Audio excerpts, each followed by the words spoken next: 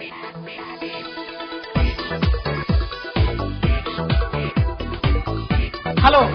Namaste, Salam Alaikum, Sat Sri Akal.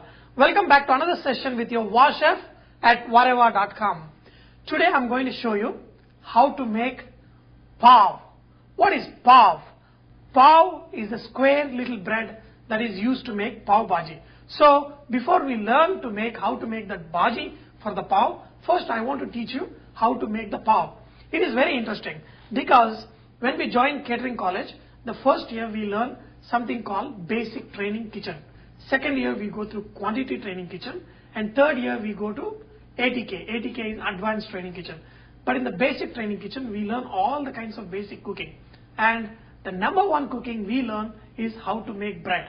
So today we are going to learn how to make pav, which is basically nothing but basic bread dough but made into small roundels and baked in the oven. Before I go ahead and explain to you about how to make this basic bread and convert into pavs, I want to tell you a little bit about yeast. Yeast is a living organism which, when used in a flour to make breads, it acts as a leavening agent. Leavening agent means it aerates, and how you get this bread nice, soft, and with lot of holes. These holes form because of yeast. This is a dry yeast, but this is also a quick rise. It is formulated in such a way that it rises very fast. But if you are getting dry yeast, you may have to let it proof for a little longer time. First, I am going to make this yeast active. For the yeast to be active, it needs some food. So, for the yeast, the best food is sugar. First, we are going to take some sugar in a bowl. Around 1 tablespoon is enough. And I've got a small packet here, which is around 7 grams. This is good enough to make around 20 puffs. So, let's say I'm going to use 7 cups of flour, and I'm going to use 7 grams of dry active yeast. So, I'm going to add yeast into this and then mix it a little bit. Yeast is very active when it is added at 80 degrees Fahrenheit water. So, it should not be hot. If you add hot water, that's going to kill the yeast. Use warm water, lukewarm water. Okay, a little bit first and then mix it. I've added around 3.5 cups of water, because if I'm using 7 cups of flour, it usually takes around 55% of moisture for it making a good bread. So that is approximately around 3.5 cups of water. This is nothing but all-purpose flour, that is maida. So I made a well. So I'm going to add this water and make a dough. So before I do that, I'm going to add salt. I've added around 1 teaspoon of salt, perfect to make my bread dough. I'm going to add slowly into the well, and then I'm going to make the dough.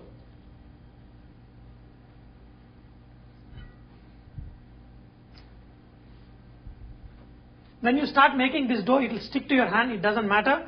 Just keep kneading the dough. Just scrape your hands a little bit and then mix it up, because you want to make a very soft dough.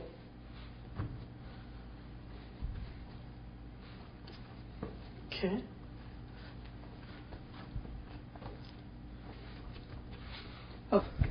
You can just mix the dough well. Now that the dough is ready, with the pressure with both of your hands, knead the dough very well. You can punch it, you can mix it, because you want the gluten to form really good. If the gluten is not formed, it will not hold the air molecules. So after you knead the dough well, we're going to incorporate 7 teaspoons of butter. For every 1 cup of flour, add 1 teaspoon of butter and knead it well again. So first, let me knead this dough good. Now, I'm going to add this butter. Once you add the butter, it will stop sticking to your hands.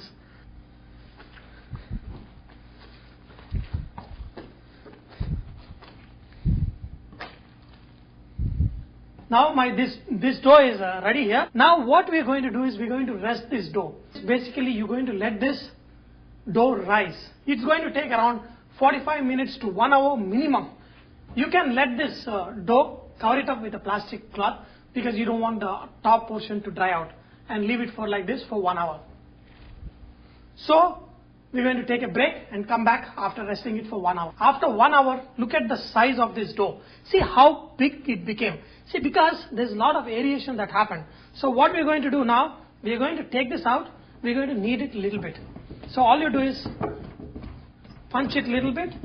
See, I've got non-stick tray, you don't even need to apply butter, but I applied a little bit butter and then sprinkle a little bit flour, okay?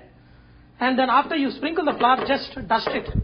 So this thin coating of the flour will prevent this bread from sticking at the bottom of the pan when you bake it.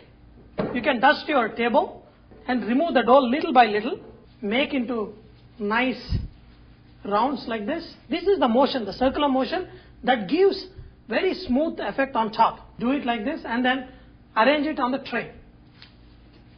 So I'm going to do all this bread. Just let them touch little bit.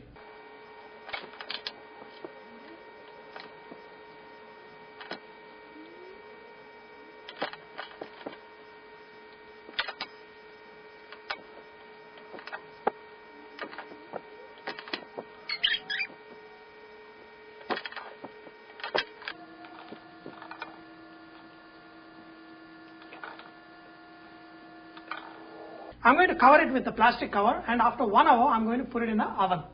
Okay friends, now I let this bread dough rest for around 30 minutes. Now you can see they have become bigger in size and they have become much closer.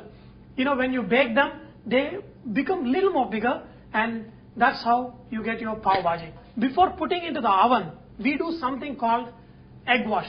That egg wash, what it does is, it makes your bread shine and gives a very nice brown color on top. If you want, you can just use milk also. Otherwise, if you eat egg, you can just beat egg and add it. Otherwise, just take milk. Just, I've taken this paper towel and I'm just going to just pass it on top like this. See, what this does is, it makes a nice coating on top of this bread rolls. In the future, we're going to make many different kind of egg rolls, croissants, and you name it, we're going to make it. So then I'm going to teach you different techniques of baking. But today, we're going to simply bake this at 375 to 400 degrees Fahrenheit. I'm going to put it in the oven, and then we're going to check it in another 25 minutes. Now our pav is getting ready in the oven. It's been almost 30 minutes. I'm going to bring it out. It's almost ready now. Wow. Look at this. Now if you look at, my pav is ready. So what you're going to do is, take a little bit butter or oil and just apply on top. See, what this does is it keeps this bread moist and also makes it shine really nice. Wow. Oh, what a smell, what a smell. See, after your bread cools down, all you have to do is just break the bread like this and take the pav away. See? You have your pav ready, and look at this, how soft it is. See how soft it is. See, that is how the pav has to be. Beautiful. Wow, good. There is nothing like making your fresh bread at home. I hope you have enjoyed learning how to make this pav at home. This bread is the basic thing that I have learned in the catering college. So it's very easy. Make it at home and let me know how it came out. And remember, Vareva is all about inspiring others to cook. So please post your recipes and cooking tips at vareva.com so others can benefit from your great cooking. Thank you. Oh! Ah. Ah.